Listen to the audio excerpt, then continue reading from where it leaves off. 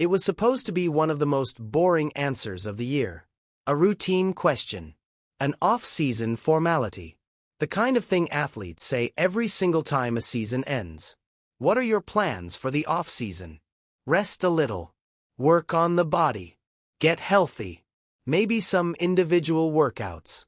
That was it. No announcement. No declaration. No dramatic pause. And yet, within hours, the internet was on fire. Because when Caitlin Clark said she might take a short break, the sports world didn't hear recovery. It heard escape. It heard resignation. It heard a warning siren. Suddenly, timelines were flooded with speculation that she was packing her bags. That she was done with Indiana. That she was finished playing by the WNBA's rules. That the league had finally pushed its biggest star too far.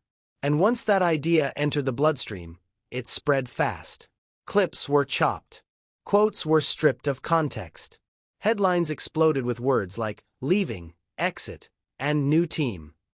Fans who had watched her absorb punishment all season started connecting dots.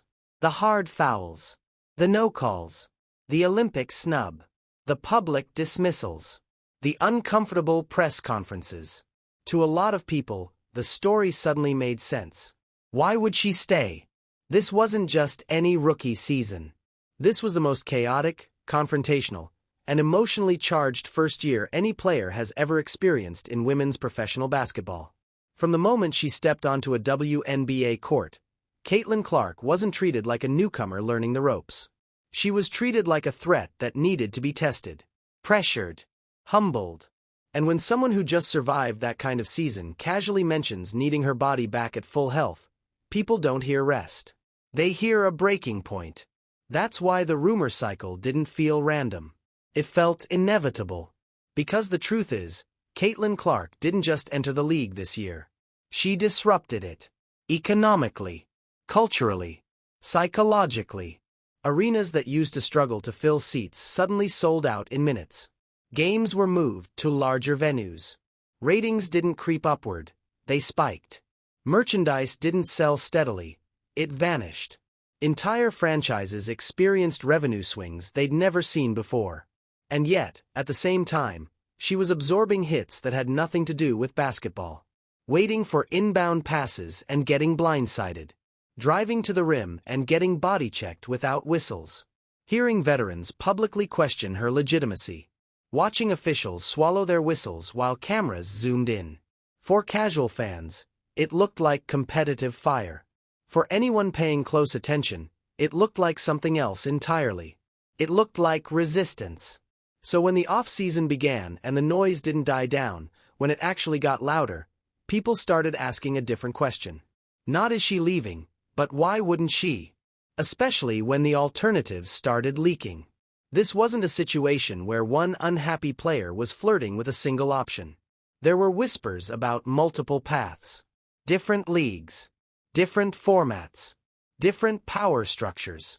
Some of them came with money that dwarfed her rookie salary. Some came with promises the WNBA had never been able to make. Some came with something even more dangerous to the establishment than cash. Control. Ownership. Equity. A system designed around her instead of asking her to fit into one that clearly wasn't ready. And suddenly, that quiet off-season answer didn't sound so quiet anymore. But here's where the story gets interesting. Because while everyone was looking for a dramatic exit, a trade request, a press release, a bombshell announcement, they missed what was actually happening. The real move wasn't loud. It wasn't flashy. And it didn't involve a new jersey.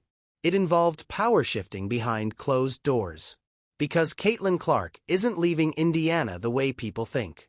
She isn't running from the league. She isn't abandoning the game she says she loves. What's happening is more unsettling than that for the people who hoped she would simply fall in line. She's staying. But not the same way she arrived. This offseason isn't about escape. It's about leverage. It's about rewriting who adapts to whom. And to understand why one casual answer triggered complete meltdown mode, you have to understand what she just lived through, and what the league is quietly admitting it got wrong. From the very first game, it was obvious this wasn't going to be a normal rookie season. Most rookies are eased in. given space to adjust, allowed to make mistakes while veterans test them quietly, behind the scenes. Caitlin Clark didn't get that grace period. She walked into the league with sold-out arenas, national broadcasts, and a target on her back before she ever took a warm-up shot. And the response from parts of the league was immediate. Defenders didn't just guard her. They leaned into her, bumped her off routes, crowded her landing space. The physicality wasn't subtle, and it wasn't evenly distributed. Night after night, she absorbed contact that would have sent most rookies to the bench, or worse, while the whistle stayed silent. Waiting for an inbound pass and getting leveled. Coming off a screen and catching a forearm. Driving to the rim and hitting the floor with no call. By mid-season, it stopped feeling incidental. The most infamous moment made that impossible to ignore. During a Chicago Sky game, with the ball not even in play, Caitlin Clark was blindsided and slammed to the floor. No basketball motion. No attempt at a steal. Just a shoulder check that looked closer to football than anything you're supposed to see on a hardwood floor. The arena gasped. Social media exploded. Former players weighed in. Fans replayed the clip from every angle, asking the same question. How was that allowed? The official response was muted. The punishment was minimal. And the message, intentional or not, was clear. She was on her own. Media coverage tried to smooth it over. Competitive intensity. Rookie welcome. Physical league. But fans weren't buying it, because they were watching the same thing over and over. The hits kept coming. The calls didn't. And the tone around her felt different from how other stars were protected. This wasn't just about defense.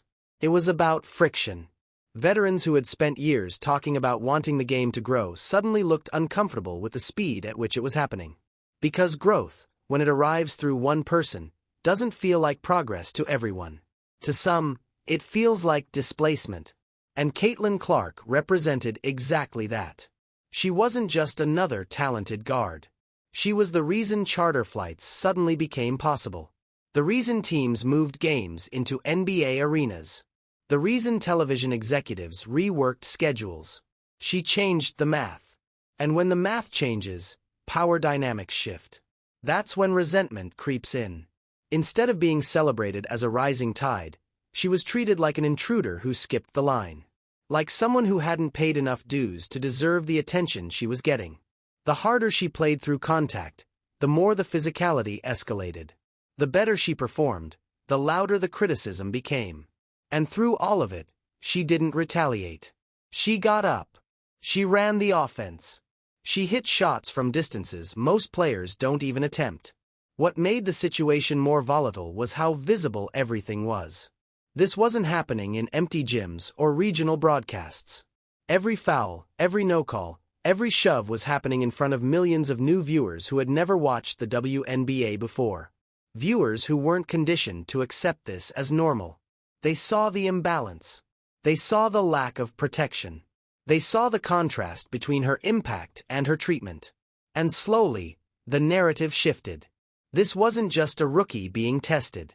This was a league struggling to process what it had on its hands. Because for the first time, the center of gravity wasn't coming from tenure or championships. It was coming from attention, revenue, and relevance. By the time the regular season ended, Caitlin Clark had done more than survive. She had endured. And endurance changes people. It also changes how they think about their future. Because when you realize you can take the hits, keep producing, and still move the entire sport forward, you stop asking for permission. You start asking different questions. Questions about structure. About protection. About whether the environment around you is actually built to support what you're becoming. And that realization set the stage for the next moment that made the rumors explode. The one decision that told her, and everyone watching, exactly where she stood. If the physical treatment raised eyebrows, the Olympic decision detonated everything. When the Team USA roster was announced, fans scanned the list expecting the obvious name to be there. Not because of hype. Not because of media pressure. But because, by every measurable standard, Caitlin Clark had already become one of the most impactful players in the sport. She was driving ratings. She was leading in assists. She was selling out arenas nationwide. She was the reason international attention had suddenly spiked. And yet, her name wasn't called. The explanation came quickly, almost rehearsed. Experience. Seniority. Chemistry. The usual language used to soften exclusion. On paper, it sounded reasonable. In reality, it landed like a slap. Because everyone understood what was really being said. This wasn't about basketball readiness. This was about control. The concern wasn't whether Caitlin Clark could contribute. It was whether she would dominate the narrative. Whether the spotlight would shift too sharply. Whether a global stage would accelerate a power imbalance the league already seemed uncomfortable managing. Insiders quietly acknowledged what fans were shouting online. Putting her on that Olympic roster would turn every game into the Caitlin Clark show. Every broadcast would orbit her. Every question would center on her impact. And for some within the system, that was the last thing they wanted. So they left her home. The fallout was immediate. Fans didn't just complain, they dissected. Clips resurfaced. Stats were reposted. Comparisons were drawn. And the visual irony became impossible to ignore. While Team USA played in front of half-filled arenas overseas, Caitlin Clark was back home resting, training, and preparing to enter her second year stronger than ever. It felt backwards. Here was the player bringing unprecedented attention to the sport, being told to wait her turn, to stay patient, to accept that influence didn't outweigh tenure, that impact didn't override hierarchy. For Caitlin, that moment clarified something crucial. No matter how much she produced, no matter how much money she generated, no matter how many fans she brought in, there were still invisible ceilings. And once you see that ceiling, you can't unsee it. The Olympic snub didn't just sting emotionally. It reframed the offseason. It told her that respect inside the system wouldn't automatically follow success. That there would always be a delay, a condition, a reason to hesitate. For a player wired the way she is, that realization doesn't lead to bitterness. It leads to strategy. Because if your value isn't fully acknowledged where you are, you start listening more closely when other voices speak up. And those voices were already waiting. Quiet at first, then louder. They didn't question her readiness. They didn't ask her to shrink. They didn't tell her to wait. They showed her numbers. They showed her options. And once that door cracked open, the offseason stopped being about rest and recovery. It became about leverage. About understanding just how many different paths were suddenly available, and how much pressure that reality put on the league she was still tied to. That's when the offers stopped being theoretical and started feeling very real. The shift didn't happen all at once. At first, it was whispers, side conversations, speculation framed as hypotheticals. Then the numbers started leaking. While the WNBA was still debating her role, her place, and her patience, other organizations were already doing the math. And their math looked very different. They weren't calculating seniority. They weren't worrying about locker room balance. They were calculating reach, revenue, and return. The first offer that shook people awake came from an unexpected direction. Ice Cube's Big Three League. This wasn't a casual invite or a marketing stunt. It was a serious, documented proposal. A reported multi-million-dollar deal for a handful of games. Not a full season. Not a long-term grind. Just a short commitment that would instantly make her one of the highest-paid basketball players in the world. The contrast was brutal. Her WNBA rookie salary sat in the five-figure range. A number that barely reflected the impact she was having on ticket sales, merchandise, and broadcast deals. And here was an outside league willing to hand her generational money without hesitation. $5 million. 4 weeks, not years. The reaction was predictable. Fans argued she should take it and never look back. Commentators framed it as loyalty versus self-respect. Critics accused the WNBA of failing to protect the very player fueling its growth. And behind the scenes, executives felt something far more dangerous than anger. They felt exposed. Because the Big Three offer wasn't just about money. It was proof. Proof that her value didn't depend on the WNBA's approval.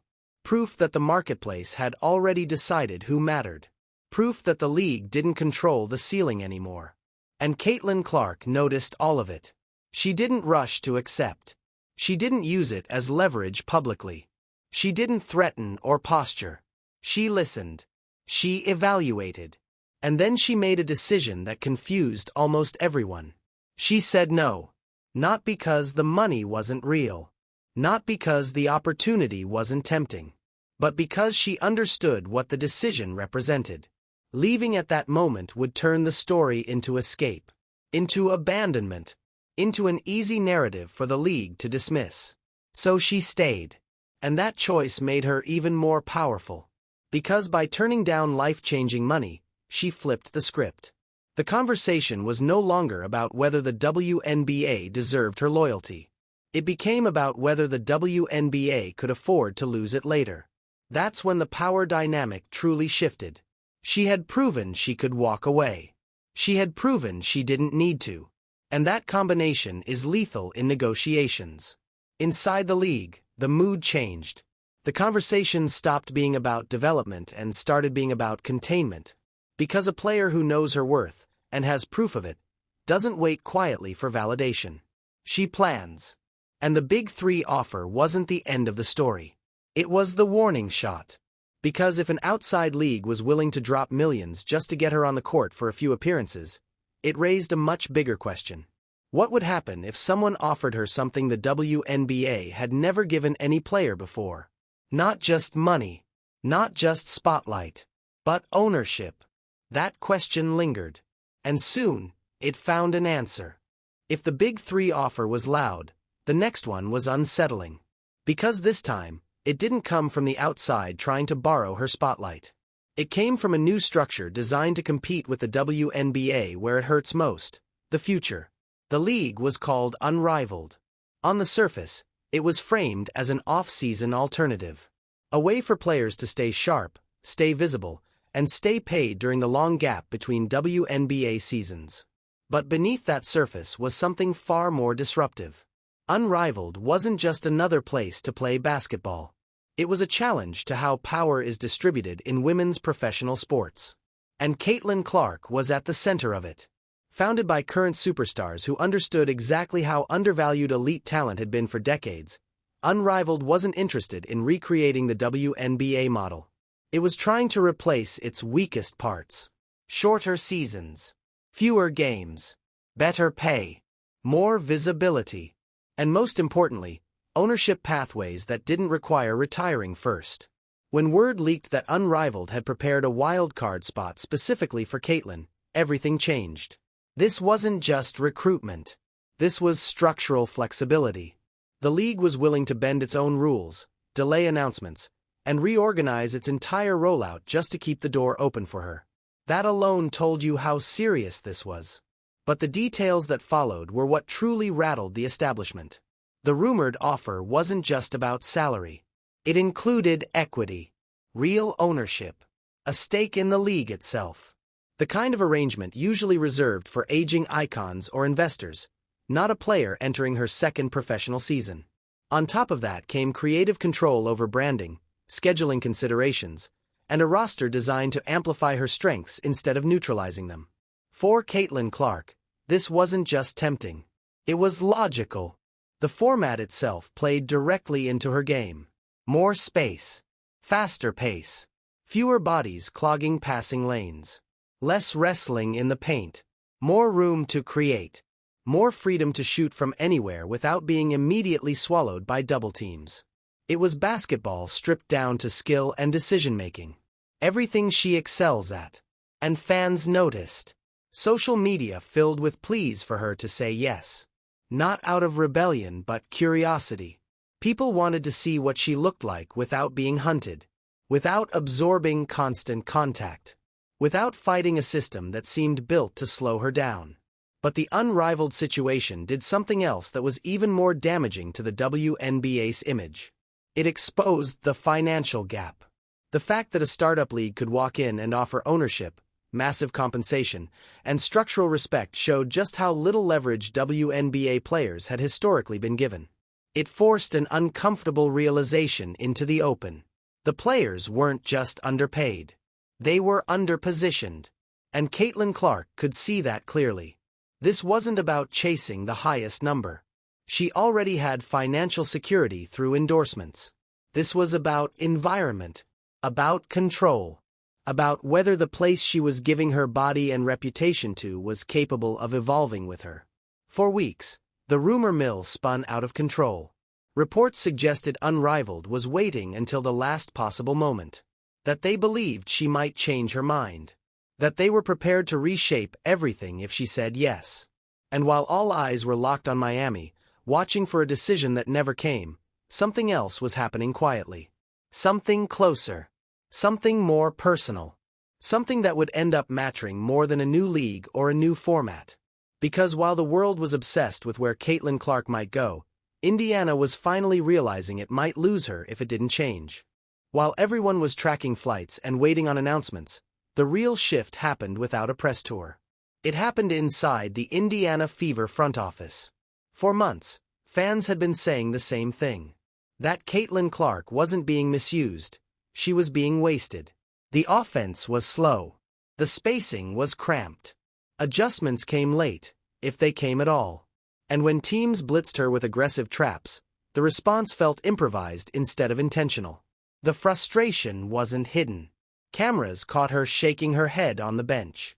You could see the tension in her body language. You could hear it in the pauses during post-game answers. This wasn't entitlement. It was confusion. Confusion over why a generational shooter was being forced to operate 40 feet from the basket without consistent off-ball movement. Confusion over why the team seemed unprepared for the attention and physicality that followed her every night. Eventually, Indiana made the move fans had been demanding since early summer. They fired the head coach. It wasn't framed as panic. It was framed as evaluation. But the subtext was obvious. The trust the process approach hadn't worked. Not because the roster lacked talent, but because the system didn't match the moment. And then came the hire that changed the meaning of the word, team. Stephanie White. On paper, it looked like a homecoming. A familiar name returning to a familiar franchise. But in reality, it was a reset. White didn't just bring experience, she brought credibility. As a former player, a championship assistant, a successful head coach, and a national broadcaster, she understood every layer of the pressure cooker Indiana had just walked into. More importantly, she understood modern basketball. White's philosophy isn't about slowing the game down to manage risk.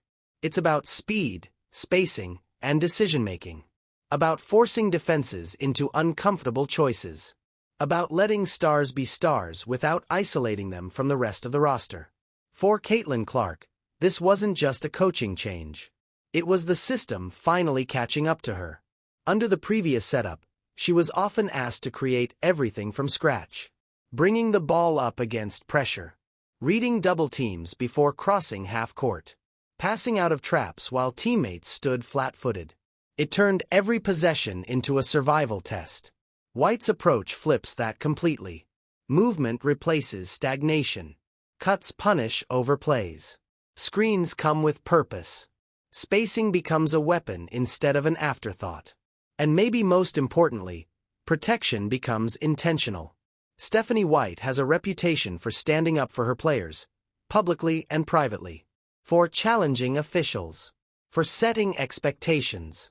For making it clear that cheap shots aren't part of the cost of doing business. That matters more than people realize, especially for a star who spent her rookie year absorbing contact with little backup. This is why the new team rumors were both wrong and right at the same time.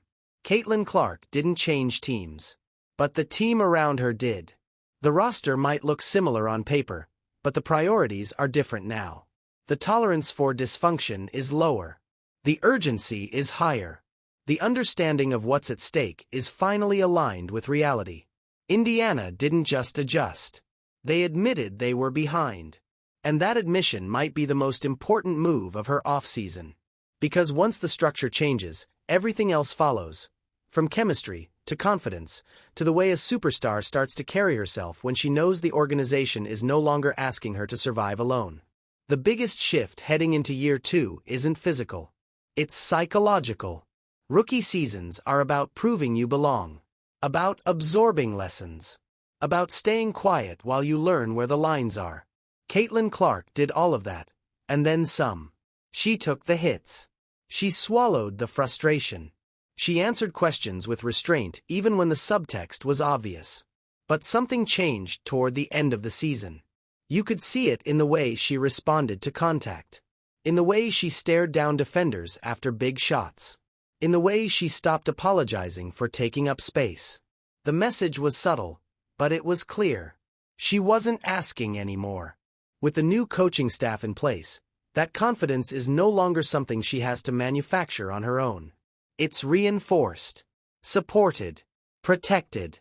And that matters because protection isn't just about whistles and fouls.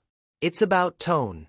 Under the previous regime, moments that should have drawn a response often passed quietly. Hard fouls were brushed off.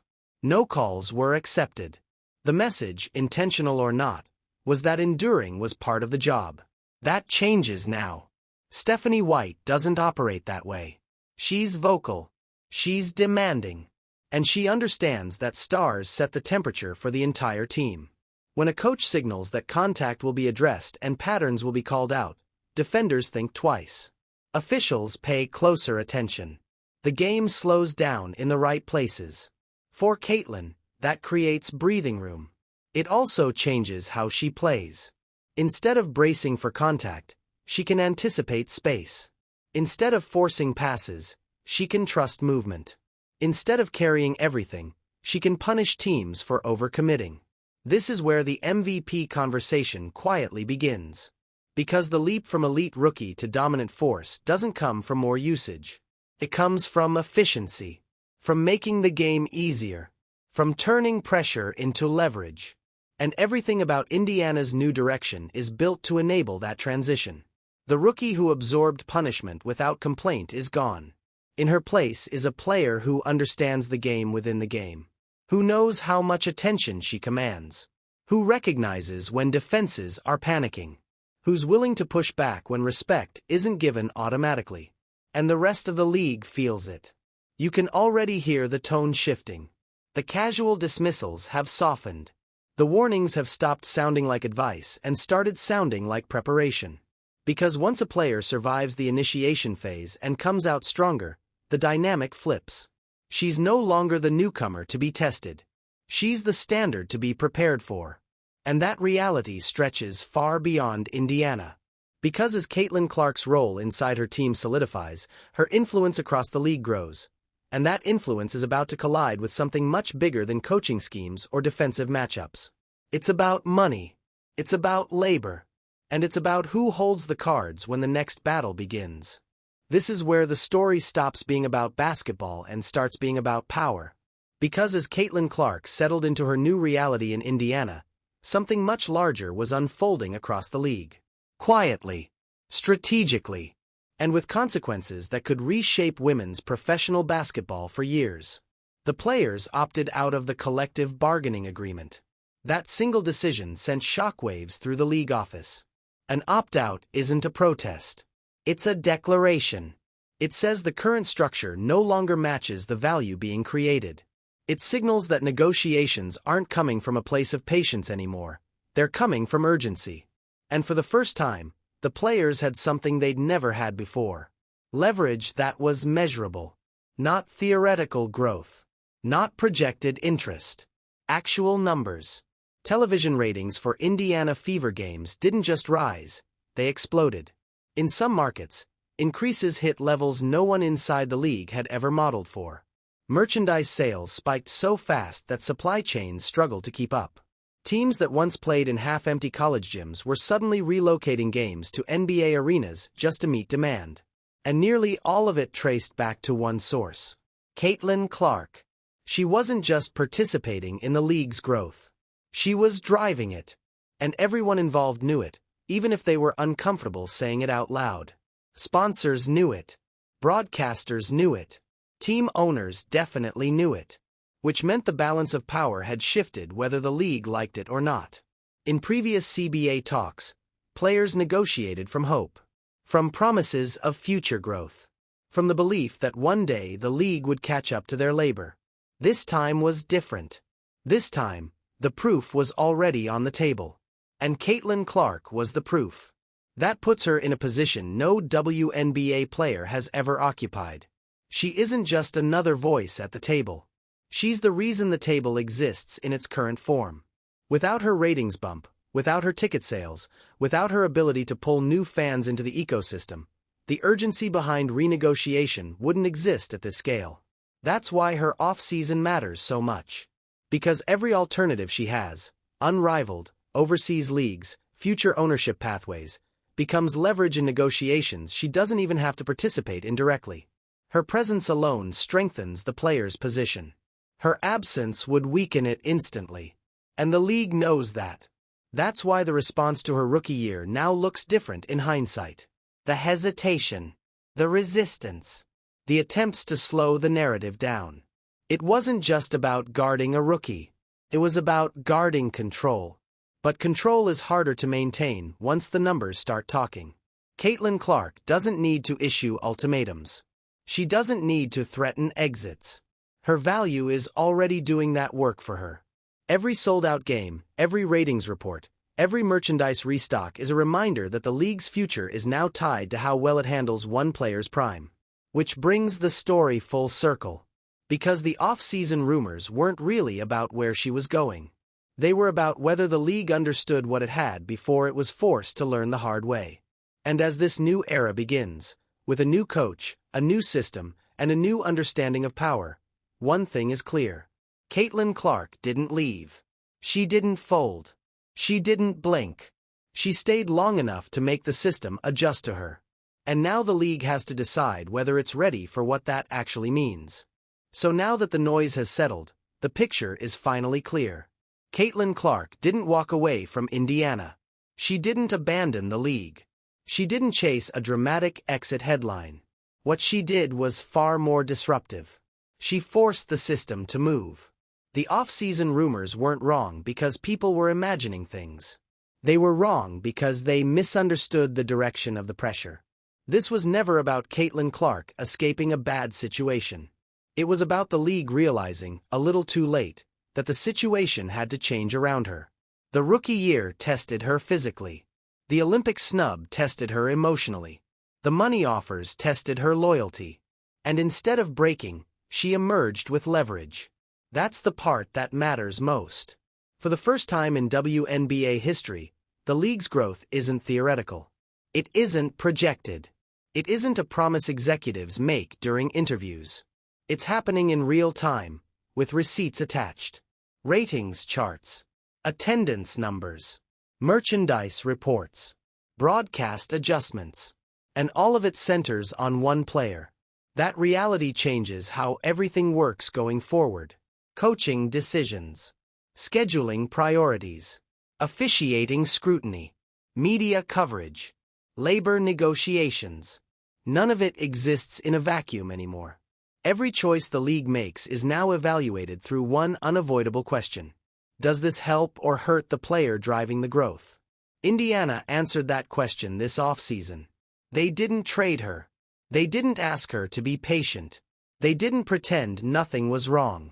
They tore down what wasn't working and rebuilt around her. A new coach. A modern system. A shift from survival to intention. And that's why this next phase is so important. Because Caitlin Clark is no longer just a rookie proving she belongs.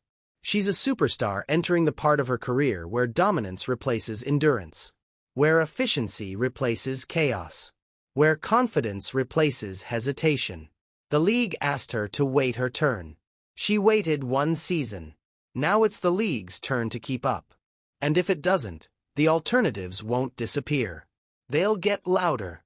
Better funded. More player-friendly. More tempting. The Unrivaled offer wasn't a fluke. It was a preview. The Big Three proposal wasn't noise. It was a signal.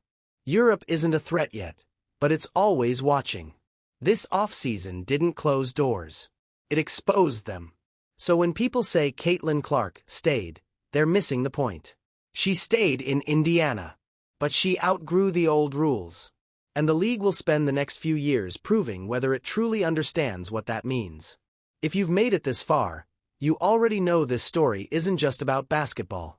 It's about power, leverage, and what happens when a system finally meets someone it can't ignore. If you want more breakdowns like this, deep dives that go beyond the headlines and actually explain what's happening behind the scenes, make sure you subscribe to the channel. It helps more than you think, especially when the channel is still growing. Hit the like button so this video reaches more fans who care about the future of the game, and drop a comment with your take. Do you think the league has finally adjusted in time, or is this just the calm before the next storm? Either way, this story isn't over. It's just entering the part where the consequences get real.